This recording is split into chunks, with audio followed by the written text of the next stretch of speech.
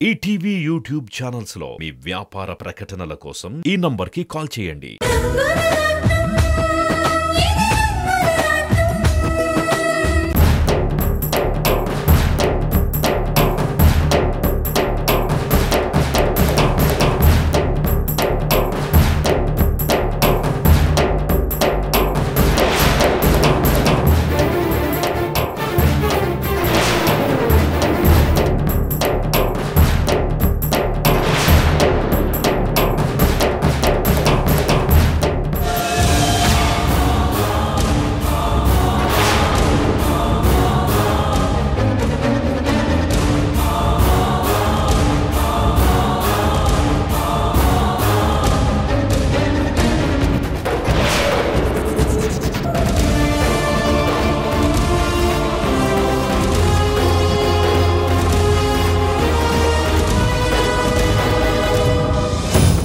Sister, అమ్మా నువ్వు వెళ్ళి పని చూసుకో.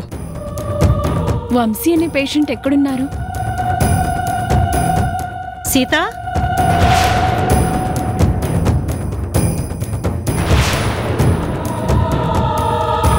వంశీ గురించి అడుగుతున్నారు, కొంచెం చూడమ్మా.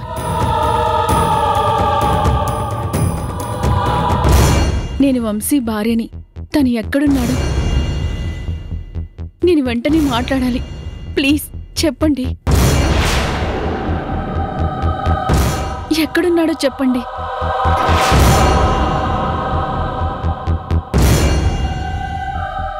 సీత, ఏంటి సీత, ఎవరివిడా?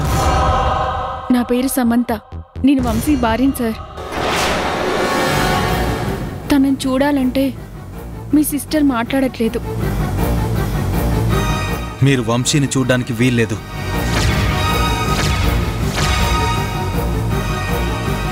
అదేంటి డాక్టర్? నేను అతని భార్యని. నన్ను చూడొద్దు అనే అధికారం మీకెక్కడుంది? భార్య అంటే భర్తని ప్రేమించాలి, అంతేగాని చంపించమని రౌడీల్ని పంపించకూడదు. ఏంటి డాక్టర్ మీరు అనేది? నేను రౌడీలను పంపించడం ఏంటి? చూడండి, మీరు ఎంత అమాయకంగా నటించినా అది చేయించింది మీరేనని వంశీకి తెలిసిపోయింది. Please get out. నో, మీరు చాలా తప్పుగా మాట్లాడుతున్నారు డాక్టర్. నాకు ప్రాణమైన వంశీ ప్రాణాలు నేనెందుకు తీయించాలనుకుంటాను? వంశీని నేను ప్రేమించి పెళ్లి చేసుకున్నాను. అలాంటిది నేనే వంశీని రౌడీలతో చంపించాలనుకుంటానా? మీరు అబద్ధం చెప్తున్నారు. ముందు నేను వంశీని చూడాలి. చూడండి, సమయానికి నేను సీత చూశాం కాబట్టి వంశీని కాపాడుకోగలిగాం. లేదంటే తను ఈ పాటికే అందరికీ దూరం అయి ఉండేవాడు. ఇప్పుడు మీరు ఎంత ఏడ్చినా ప్రయోజనమేమీ లేదు. సీత, పద.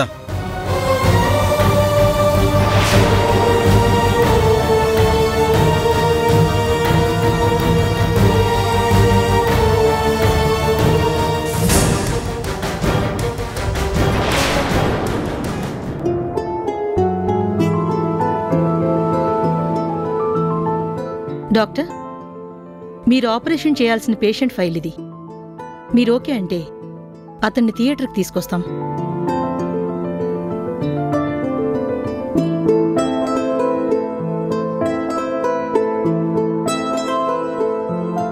బీపీ, షుగర్ నార్మల్గానే ఉన్నాయా? అరగంట ముందే చూశాను సార్, నార్మల్గానే ఉన్నాయి. ఓకే, నేను వస్తాను. పేషెంట్ని తీసుకుని రండి. అలాగే డాక్టర్. సార్, చూసారా పాపం సమంత ఎంత బాధపడుతోందో. ముందు పొరపాటు చేయడం ఎందుకు, తర్వాత ఇలా బాధపడడం ఎందుకు? చూడండి సార్, ప్రతి మనిషి జీవితంలో ఏదో ఒక పొరపాటు చేస్తూనే ఉంటారు.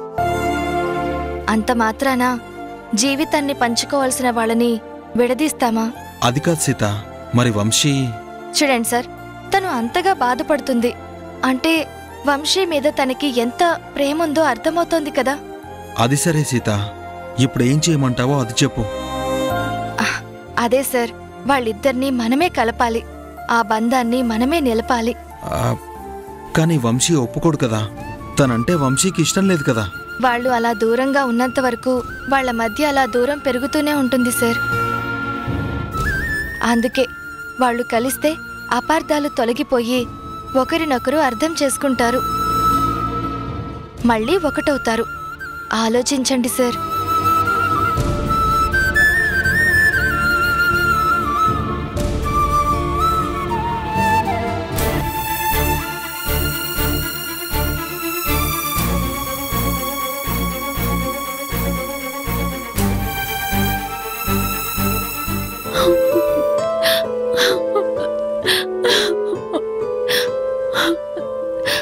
సమంత, నీ బాధని నేను అర్థం చేసుకున్నాను సమంత. వంశీ హాస్పిటల్లో లేడు, మా ఇంటికి తీసుకెళ్ళాం. రేపు మార్నింగ్ మీరు అక్కడికి వచ్చి వంశీని కలవండి. ఇప్పటికైనా నా బాధను అర్థం చేసుకున్నారు. Thank you doctor. It's okay.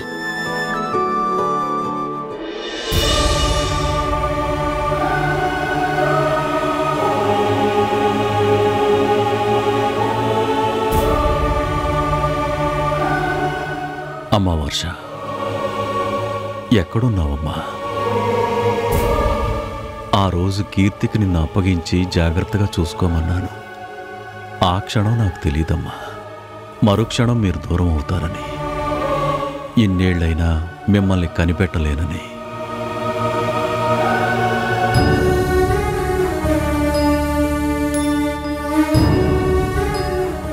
ఏమిటి సార్, కీర్తి వర్షాలను తలుచుకునే బాధపడుతున్నారా? నా అనుకునే నా ప్రాణ స్నేహితుడు నాకు దూరం అవ్వడానికి కారణం వీళ్ళు నాకు దూరం అవ్వటమే కదా. వర్షాన్ని శంకర్కి చూపించే వరకు వాడు నమ్మడు. అంతవరకు నాకు మనశ్శాంతి లేదు. బాబుగారు, మీ మంచి మనసుకి ఇప్పటికైనా మంచే జరుగుతుంది. మీ మనవరాలు వర్షతో పాటు దేవరాజు అన్న కూతురు కీర్తి కూడా ఒకేసారి కనపడతారు. నిజమే నారాయణ, కీర్తికి దేవరాజు సంపాదించిన కోట్ల ఆస్తి ఉంది. అలాంటి కీర్తి ఎలాంటి పరిస్థితిలో ఉందో తెలియడం లేదు. అందుకే వాళ్ళు ఎంత తొందరగా కనపడితే అంత మంచిది. అన్ని సమస్యలకి పరిష్కారం దొరుకుతుంది. బాధపడకండి సార్, వాళ్ళు మీకు దూరంగా ఉన్నా మీ ఆశీస్సులు వాళ్లకు ఉంటాయి. ఎక్కడ ఉన్నా కీర్తి వర్షాలు బాగానే ఉంటారు. ఆ ఆశతోనే బతుకుతున్నాను చలపతి గారు. ఇప్పటికే బాగా ఆలస్యమైంది, భోజనం చేద్దాం పదండి.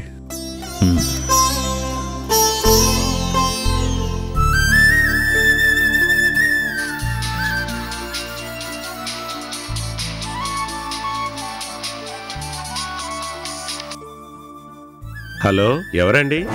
హలో నారాయణ, నేను మహిని. ఎవరమ్మా మీరు? నాకు గుర్తు రావడం లేదు. అదేంటి నారాయణ, ఉదయం నా కారు పంచర్ అయితే నువ్వు బాగు చేశావు, నేను నీకు డబ్బులిచ్చాను. గుర్తొచ్చారమ్మగారు. నాతో ఏదైనా పనుంటే చెప్పండమ్మా, చేస్తాను. ఎంత మాట నారాయణ, నీతో చేయించాల్సిన పని చాలా ఉంది. చెప్పండమ్మా, ఏం చేయమంటారు? సమయం వచ్చినప్పుడు తప్పకుండా చెప్తాను. ఇంతకీ సూర్యం గారు ఏం చేస్తున్నారు? తన మనవరాలు ఎప్పుడు కనిపిస్తారా అని వర్షాన్ని తీసుకుని శంకర్ ప్రసాద్ సార్ దగ్గరికి ఎప్పుడు వెళ్దామా అని ఎదురు చూస్తున్నారు. ఇవన్నీ ఎందుకు అడుగుతున్నారమ్మా? ఏం లేదు నారాయణ, మంచివాళ్ల గురించి తెలుసుకుంటే ఎంత మంచి చెయ్యాలో అర్థమవుతుంది. సరే నారాయణ, ఉంటాను. అవసరమైనప్పుడు తప్పకుండా ఫోన్ చేస్తాను. అలాగే అమ్మగారు, ఉంటాను.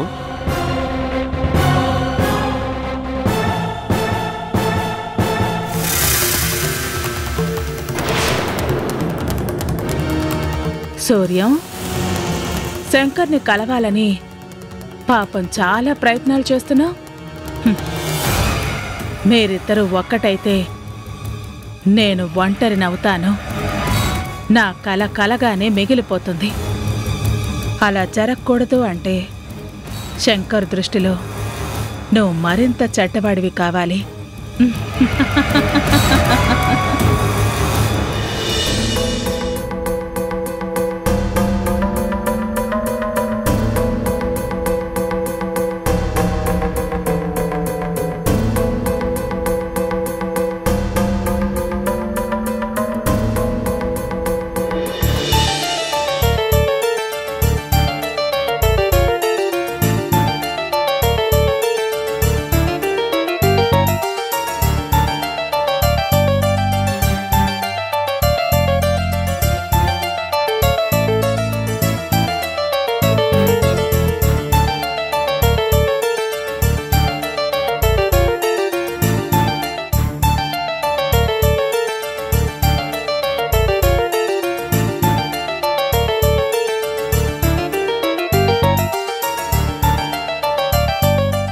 కూర్చోండి కూర్చోండి. పర్వాలేదు డాక్టర్ గారు, ఆయనకి తొందరగానే నయమైపోతుంది కదా, మళ్ళీ మామూలుగానే ఇదివరకులా నడుస్తారు కదా. చూడమ్మా, ఇలాంటి కేసులు చాలా కాంప్లికేటెడ్గా ఉంటాయి. ఒక్క నిమిషం. నడుముకి బలంగా దెబ్బ తగలడం వల్ల వెన్నుపూస చిట్లిపోయింది.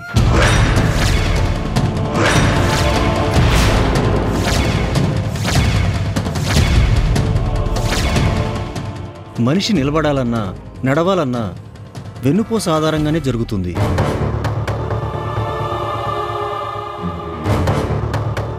అదే డ్యామేజ్ అయితే ఇలా వీల్ చైర్కే పరిమితం అవుతారు.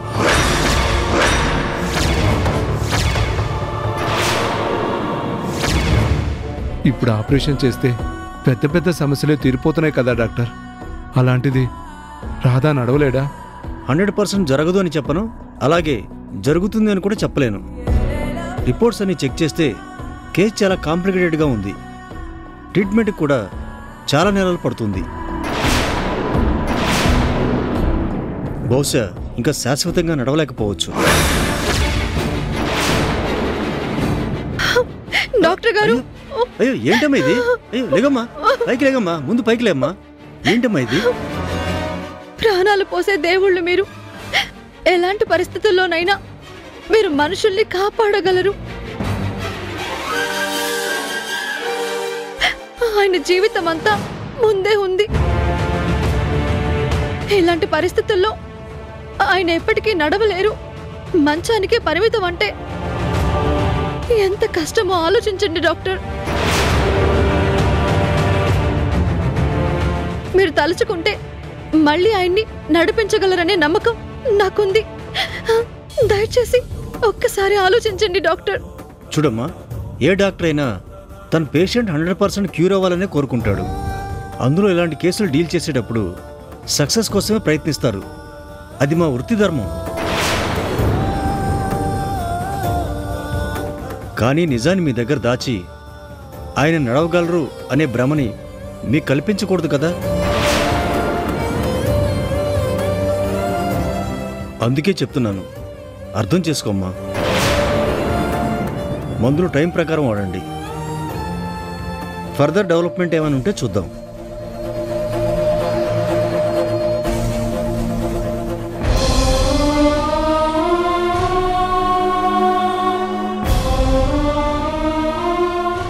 ఈ మందులు రెగ్యులర్గా వాడండి. తర్వాత సంగతి చూద్దాం. అలాగే డాక్టర్. ఓకే.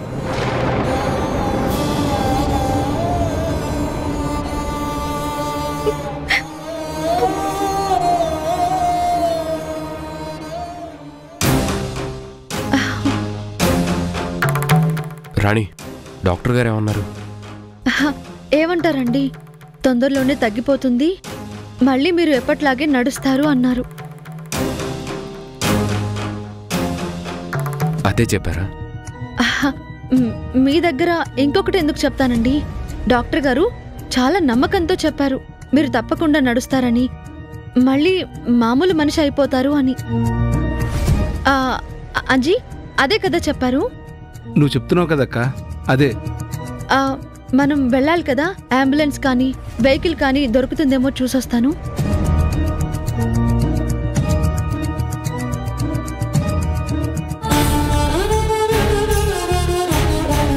నువ్వు ఎంత గొప్పదానివి రాణి. నేను ఎప్పటికీ నడవలేను అన్న నిజం నీకు తెలిసినా ఆ బాధను నువ్వు దిగమింగుకుంటూ నాకు ధైర్యాన్ని చెప్తున్నావు. నువ్వు లోపల మానసికంగా ఎంత క్షోభను అనుభవిస్తున్నావో నేను ఊహించగలను.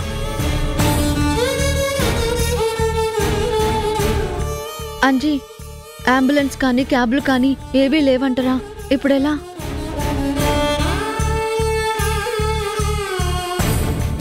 మీరు ఇక్కడే ఉండండి అక్క, నేను వెళ్ళి ప్రయత్నిస్తాను. సరే.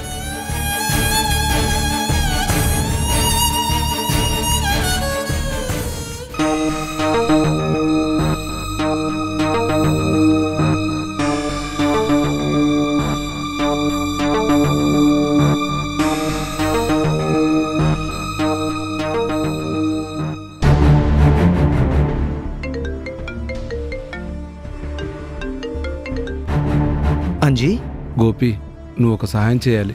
ఏంటంజీ చెప్పు. రాధను తీసుకొని నేను అక్క హాస్పిటల్కి వచ్చాం. తిరిగి వెళదాం అనుకుంటే వెహికల్స్ ఏమీ లేవు, అంబులెన్స్ కూడా రాదంట. అందుకే నువ్వు సాయం చేయాలి. సరే, మీరు ఏ హాస్పిటల్లో ఉన్నారు?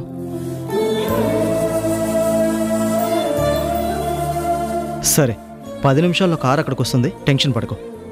అలాగే గోపి.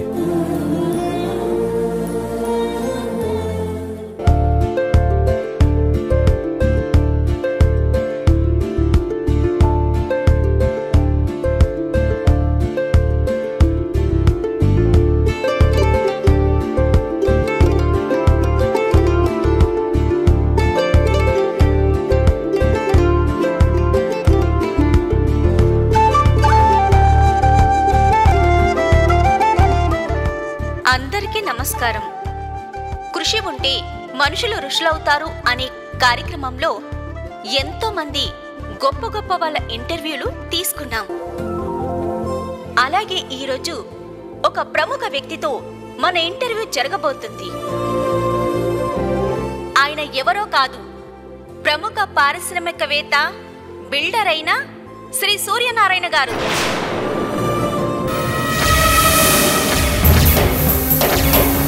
నమస్కారం సార్. నమస్కారం అమ్మా. సార్, మట్టిలో మాణిక్యాలు ఉంటాయి అంటారు. అలాంటి మాణిక్యం మీరు అనుకోవచ్చా? నేను వస్తువును వజ్రాన్నో కాదమ్మా, మామూలు మనిషిని. ఒక సాధారణ లారీ డ్రైవర్గా మీ జీవితాన్ని ప్రారంభించి ఎన్నో ఒడిదుడుకులు ఎదుర్కొని తర్వాత పెద్ద బిజినెస్ మ్యాన్ గా నిలదొక్కున్నారు. ఈరోజు ఒక పెద్ద బిల్డర్ గా ఎదిగారు. ఇప్పుడు మీరు ఒక వ్యక్తి కాదు, ఒక వ్యవస్థ. ఒక పక్క వ్యాపారం చేస్తూ ఇంకో పక్క సేవా రంగంలో కూడా మీరు చాలా ముందుంటున్నారు. ఇలాంటి ఆశ్రమాలు నడుపుతూ ఎంతో మందికి సహాయపడుతున్నారు. మీ ఒక్కరి వల్ల ఇది ఎలా సాధ్యం సార్? విత్తనం చాలా చిన్నగా ఉంటుంది కదమ్మా, కానీ అదే చెట్టుగా మారి చాలా మందికి నీడనిస్తుంది. ఎంతో మంది కడుపు నింపే పళ్ళనిస్తుంది, ఇంటిని నిర్మించడానికి కలపనిస్తుంది. అదే చెట్టు ఆకులు రాలి భూమిలో కలిసిపోయి ఎరువుగా మారుతుంది. చూడమ్మా, విత్తొకటే గాని లాభాలు ఎన్నున్నాయో చూసారా? నేనొక్కడనే ఏం చేయగలను అనుకుంటే నేను లారీ కూడా నడపలేకపోయేవాణ్ణి, 100 కిలోమీటర్లు ప్రయాణించేవాణ్ణి. కానీ గమ్యం చేరే వరకు కంటి మీద రెప్ప కూడా వేసేవాణ్ణి కాదమ్మా. కానీ అదే పట్టుదల వ్యాపారంలో చూపించాను, ఇలా ఎదిగాను. ఏ రోజు ఆస్తులు సంపాదించాలని ఊహలో కూడా అనుకోలేదు. కానీ నేను సంపాదించిన దాంతో 10 మందికి సాయం చేయగలను అనుకున్నాను. ఆ సంకల్పమే ఈ ఆశ్రమాలన్నీ. ఏ వ్యాపారమైనా పట్టుదలతో చేస్తేనే విజయం సాధిస్తారు. ఏ పనైనా మనది అనుకుంటే ఎంత కష్టమైనా చేసి చూపిస్తారు. ఓహో, డబ్బులిచ్చిలా కూడా పొగిడించుకుంటున్నావా? సార్, కళ్యాణ్ హాస్పిటల్ వాళ్ళు పేదవాళ్ల కోసం ఒక సూపర్ స్పెషాలిటీ హాస్పిటల్ కట్టాలని నిర్ణయించుకున్నారు కదా సార్. శంకర్ ప్రసాద్ గారు లాంటి బిల్డర్ పోటీ పడినా ఆ టెండర్ మీకు వచ్చింది. దాని గురించి మీరు ఎలా ఫీల్ అవుతున్నారు?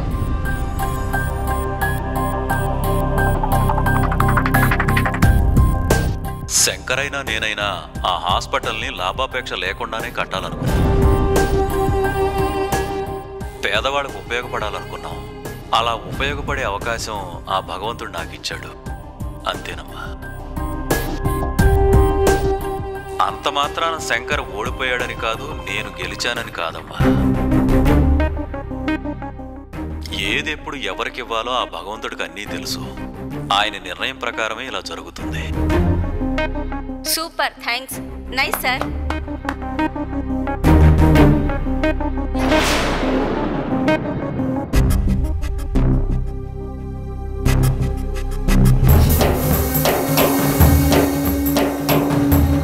చూసారా అన్నయ్య, ఆ సూర్యం ఎంత తెలివిగా మాట్లాడుతున్నాడో. ఆయనకు టెండర్ రావటం దేవుడి నిర్ణయం అంట. ఇంతకీ ఎవరా దేవుడు? ఆ వంశీయేగా. అవును చెల్లెమ్మ, వంశీకి మన మీదున్న కోపాన్ని చాలా తెలివిగా వాడుకున్నాడు. ఆ టెండర్ని వాడు తెలివితేటలతో దక్కించుకున్నాడు. ఇందులో వంశీ ఒక స్మాల్ ఫిష్ మాత్రమే. నాటకం మొత్తం సూర్యందే. ఏం చేసైనా సరే ఆ టెండర్ని మళ్ళీ మనమే దక్కించుకోవాలి. నా మనవరాలి మొదటి అచీవ్మెంట్ ఫెయిల్ అవ్వకూడదు. మీ మనసేంటో నాకు తెలుసు కదా అన్నయ్య. సమంత మీరు ఓడిపోతారు అంటే నేను చూస్తూ ఎలా ఊరుకుంటాను? ఏం చెయ్యాలో నేను చేస్తాను. ఏం జరుగుతుందో మీరు చూడండి.